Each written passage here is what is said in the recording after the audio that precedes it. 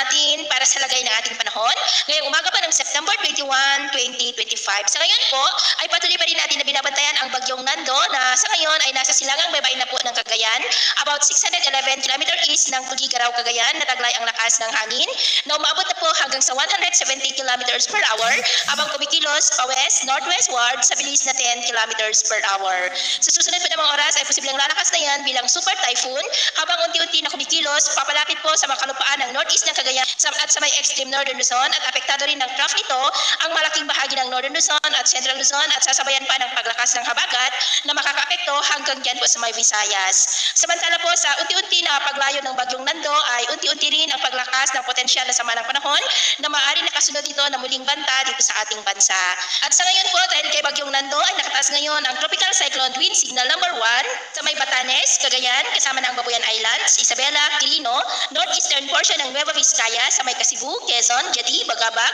Villaverde, Solano, Ambagyo, Bayombong, Bambang, Dupax del Norte, maging sa may Apayao, Kalinga, Abra, Mountain Province, Ifugao, Ilocos Norte, the northern portion ng Ilocos Sur sa may Sinait, Kabugao, San Juan, Magsingal, San Vicente, San Ildefonso, Santo Domingo, Bantay, Santa Catalina, City of Vigan, sa Santa at Kawayan. Signal number 1 rin sa northern and central portions ng Aurora sa may Dilasag, Kasiguran, Dinalungan, Dipapulao, Baler, and the northern and central portions ng Catanduanes, sa may Pandan, Karamoran, Bagamanok, Panganiban, Viga, Gigmoto, San Miguel at Baras. At sa susunod pa ng mga oras, asahan natin na unti-unti na itataas hanggang sa wind signal number 5, lalo na sa unti-unti din na paglapit ng bagyo at ang inaasahan na paglakas pa nito hanggang sa super typhoon. At mamaya po ay asahan naman natin na sisikat ang araw sa malaking bahagi ng bansa, pero dahil sa habagat at trough ng bagyo ay maulap ang kalangitan with isolated rains diyan po sa may extreme northern Luzon, northeast ng Cagayan, Mindoro, Palawan, Romblon, ilang bahagi ng Bicol, Panay Island, Dumaguete, Northern Samar, Sulu Archipelago, Sarangani at Mati.